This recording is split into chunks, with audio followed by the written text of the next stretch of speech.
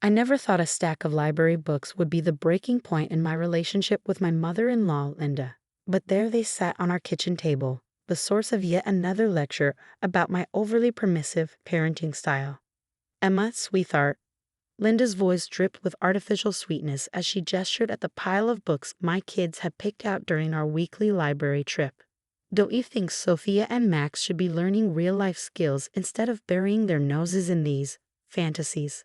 I took a deep breath, counting to 5 silently, just like my therapist suggested.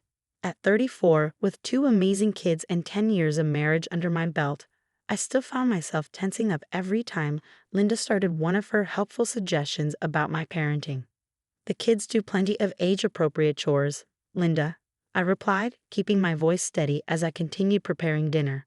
They make their beds, help with laundry, and clear their dishes. But they also love reading, and I won't apologize for encouraging that. My daughter Sophia, 9 years old and wise beyond her years, sat at the kitchen counter quietly doing her homework, though I could see her shoulders tense at the familiar sound of her grandmother's disapproving tone. 7-year-old Max was in the living room, completely absorbed in his new dinosaur book. Linda picked up one of Sophia's fantasy novels, examining it like it was something she found stuck to the bottom of her designer shoes. When I raised Michael, he was doing real work by their age, mowing the lawn, cleaning the garage, scrubbing bathrooms. That's how children learn responsibility. I bit back the urge to remind her that Michael, my husband, had also spent years in therapy dealing with the pressure of never feeling like he could just be a kid. Instead, I smiled tightly and continued chopping vegetables for dinner. Times have changed, Linda. The kids are doing great in school, they're happy, and they're learning responsibility in ways that work for our family. That's exactly the problem. Linda's voice rose sharply, making Sophia flinch. This modern parenting nonsense is creating a generation of lazy, entitled children. Look at them. Sophia should be helping you with dinner, not doing homework that can wait. And Max, lying around reading when there's work to be done. Mom, please, Michael's voice came from the doorway. I hadn't even heard him come home from work. We've talked about this. Emma and I agree on how we're raising our kids. Linda turned to her son, her expression softening instantly. Michael, darling, I'm just trying to help. You know I want what's best for my grandchildren. But they need structure, discipline. When you were their age. When I was their age, I was miserable, Michael cut in, his voice firm but tired. We'd had this conversation so many times. I never want my kids to feel the way I did, like nothing they did was ever good enough. I watched Linda's face cycle through her usual repertoire: hurt, indignation, martyrdom. Everything I did was for your own good. And look how well you turned out: successful career, beautiful home. You should be thanking me.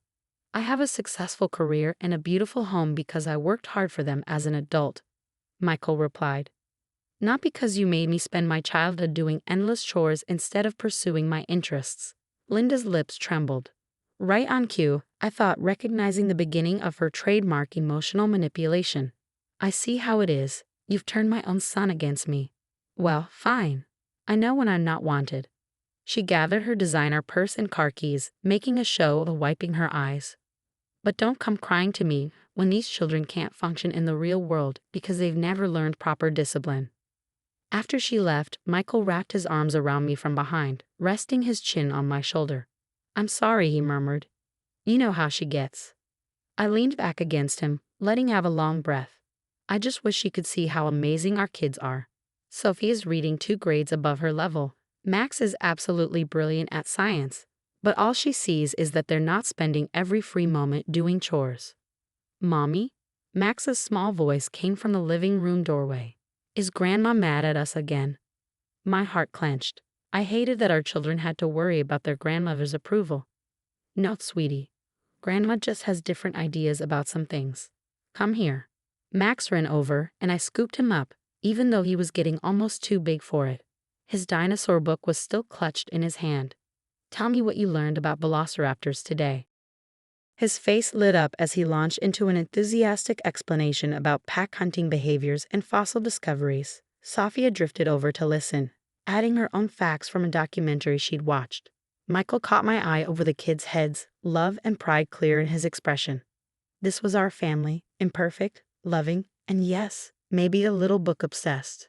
And I wouldn't change it for anything. What I didn't know then was that Linda's criticism of our parenting was about to escalate from passive-aggressive comments to something far more serious. The stack of library books on our kitchen table was just the beginning, and the video that would change everything was already being recorded, though none of us knew it yet. The following week started normally enough. The kids went to school. Michael headed to work, and I tackled my freelance writing assignments. But on Wednesday afternoon, everything changed. I was picking up the kids from Linda's house. She had insisted on watching them after school despite our recent tension, claiming she wouldn't let a little disagreement affect her relationship with her grandchildren. As I pulled into her driveway, I noticed Sophia's tablet was still recording from when she'd been practicing her presentation for science class. I reached to turn it off, but then I heard voices from inside. "But Grandma, Mom said we should finish our homework first." Sophia's voice came through clearly. "Your mother isn't here right now, is she?" Linda's tone made my blood run cold. "The windows need washing, and you children need to learn real responsibility. Books and homework can wait." I sat frozen in my car, listening as my mother-in-law continued. "When your father was young, he knew better than to talk back. Now put that tablet away and get the cleaning supplies." "But I have a science presentation tomorrow," Sophia started. "Enough." Linda's sharp voice made me flinch. "This is exactly what I've been telling your parents. You're both becoming lazy and disrespectful. No more books until all your chores are done." I heard Max's small voice pipe up. "Mom says reading helps our brains grow." "Your mother is ruining you both with these modern ideas," Linda cut him off. "Now, Max, you start with the baseboards, Sophia, windows. And if you do a good job, maybe I won't have to tell your parents about how you tried to disobey me." That was enough. I grabbed my phone, saved the recording from Sophia's tablet, and marched to the door. Through the window, I could see my children reluctantly gathering cleaning supplies while Linda stood over them, arms crossed. I threw open the door, making Linda jump. "What exactly do you think you're doing?" "Emma." Linda's face shifted instantly into a pleasant smile. "I was just teaching the children some valuable life skills." "By undermining our parenting? By threatening them?" My voice shook with anger. "By keeping them from their schoolwork." Linda's expression hardened. "Someone needs to teach them discipline. You and Michael are raising them to be soft, entitled." "Stop." I held up my hand. "Kids, get your things. We're leaving." "Emma, you're overreacting," Linda started, but I'd had enough. "No, I'm really not. You don't get to ignore our parenting decisions. You don't get to manipulate our children or threaten them into keeping secrets from us." "I would never," Linda began, but I played the recording from Sophia's tablet. Her face went pale as her own words filled the room. "Mom was right," Sophia whispered to Max as they gathered their backpacks. "Grandma does sound different when she's alone with us." Linda's face flushed red. "How dare you spy on me, in my own home?" "It was an accident," I said coldly. Sophia's tablet was still recording from her presentation practice. "But I'm glad it was. Michael needs to hear this." "You wouldn't," Linda's voice wavered. "He'll never forgive you for turning him against his own mother." I guided the kids toward the door. "You did that yourself, Linda. We're done here." The drive home was quiet. In the rearview mirror, I could see Sophia comforting Max, who was sniffling softly. "I'm sorry, Mom," Sophia finally said. "We should have told you sooner. Grandma's been like this a lot when you're not there." My heart broke. "This isn't your fault, sweetheart. None of it is. You two did nothing wrong." "Are we in trouble?" Max asked in a small voice. "No, baby. The only person in trouble is Grandma for treating you this way." When we got home, I sent the kids to play in the backyard while I called Michael at work. "You need to come home," I said when he answered. "There's something you have to hear." He must have heard something in my voice because he didn't argue. "I'll be there in 20 minutes. I spent those minutes pacing, alternating between anger at Linda and heartbreak for my children. When Michael walked in, I wordlessly played him the recording. His face went through a range of emotions: shock, pain, anger. When it finished, he sat heavily on the couch, head in his hands. "All these years," he said quietly, "I told myself she must have changed, that she wouldn't do to our kids what she did to me." He looked up at me, eyes glistening. "I'm so sorry, Emma. I should have seen it sooner." I sat beside him, taking his hand. We both wanted to believe the best of her. But now we know. "Where are the kids?" "Backyard. They're pretty shaken up." Michael nodded, jaw set. I need to talk to them. Then I'm calling my mother. What are you going to say? He squeezed my hand. That she's lost the privilege of unsupervised visits with our children, and if she ever wants to see them again, she needs professional help to deal with her controlling behavior. I leaned against his shoulder, relief and sadness mingling in my chest. You know she's going to fight this. Let her, Michael said firmly. Our kids come first. Always. Linda's reaction was exactly what we expected, explosive. Within hours of Michael's phone call, our phones were flooded with messages from family members. Linda had launched a full-scale campaign to paint herself as the victim, claiming we were cruel for keeping her grandchildren from her over a simple misunderstanding. You've got to see this, Michael said one morning, showing me his phone. Linda had posted a long social media rant about modern parents who value screens and storybooks over traditional family values and how a grandmother's love is being criminalized. I would have laughed if it wasn't so sad. Should we respond? No, Miyagi smiled, scrolling down to the comments.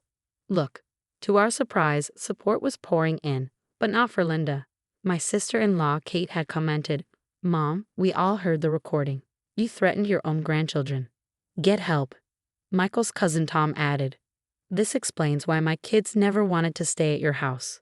They always said Aunt Linda made them feel bad. More family members chimed in with similar stories. It seemed Linda's controlling behavior wasn't just limited to us. She'd been doing this to multiple families for years, but everyone had been too afraid to speak up. The next morning, I found Sophia sitting on our front porch reading her favorite fantasy novel. She looked up as I sat beside her. Mom? Is it bad that I sometimes miss Grandma, even though she was mean to us? I wrapped an arm around her shoulders. No, sweetheart. Feelings are complicated. We can miss someone and still know they need to change their behavior. Max is afraid she hates us now, Sophie confided, because of the recording. Come with me, I said, leading her inside. Max was at the kitchen table, drawing dinosaurs. Family meeting time. Michael joined us, and we gathered around the table, our favorite place for family discussions. Max crawled into my lap, even though he usually claimed he was too big for that now. I want you both to understand something, Michael began. What happened with Grandma isn't your fault. The recording didn't cause this problem. It just showed us what was already happening. Your dad and I are proud of you, I added. You're both kind, smart, and hardworking. Grandma needs to learn that there are many different ways to raise good kids, and that forcing children to work instead of letting them learn and play isn't okay. Is she going to get help? Max asked quietly. Michael smiled gently. We hope so, buddy. Aunt Kate found a family therapist who might be able to help Grandma understand why her behavior hurts people. If Grandma agrees to go and really works on changing, maybe we can start having short visits again someday. With us there to supervise, I added firmly. A few weeks later, we got an unexpected email from Linda. The subject line read simply, I'm sorry. Dear Michael, Emma, Sophia, and Max. Kate helped me find a therapist, and in our sessions, I've been forced to confront some hard truths. I was raised believing that strict discipline and constant work were the only way to raise successful children. I carried that belief into raising Michael, and now I see how much damage that did. Seeing my grandchildren happy, creative, and thriving should have shown me there are better ways. Instead, I let my rigid beliefs blind me. I tried to control them the way I controlled everything in my life, and in doing so, I almost lost them completely. I've enrolled in a 12-week family therapy program. I don't expect this to fix everything immediately, but I want you to know I'm trying to change.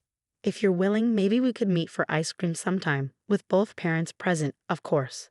I'd like to get to know my grandchildren for who they really are, not who I tried to force them to be. Love, Mom/Grandma.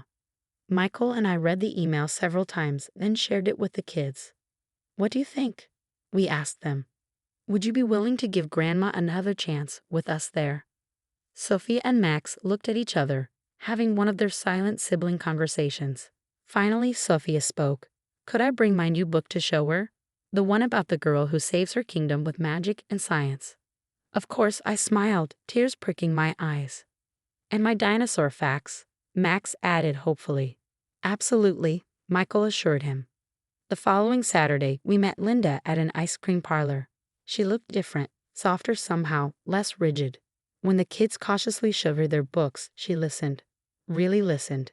And when Max launched into a detailed explanation of why velociraptors probably hunted in packs, she didn't interrupt or try to change the subject to chores.